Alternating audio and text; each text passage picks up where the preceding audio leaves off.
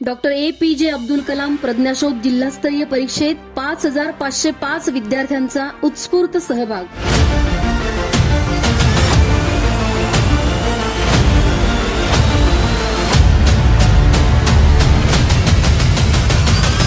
निफाड तालुका education society संचलित कैलासवासी BP Patil junior college of science यांच्या वतीने आयोजित डॉक्टर APJ अब्दुल कलाम प्रज्ञाशोध जिल्हास्तरीय परीक्षा रविवार दिनांक 4 जानेवारी 2026 रोजी पिंपळगाव हायस्कूल पिंपळगाव बसवंत येथे शांत, शिस्तबद्ध आणि उत्साही वातावरणात पार पडली।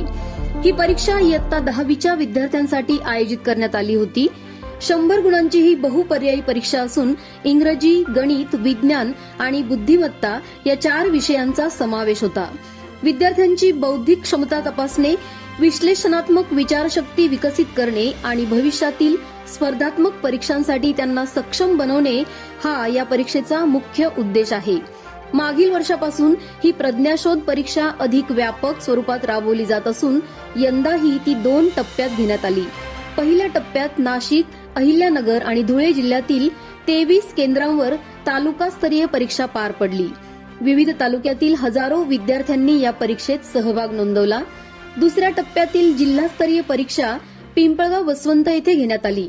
यासाठी नगर, नाशिक आणि धुळे जिल्ह्यातील सुमारे 5505 विद्यार्थी उपस्थित होते।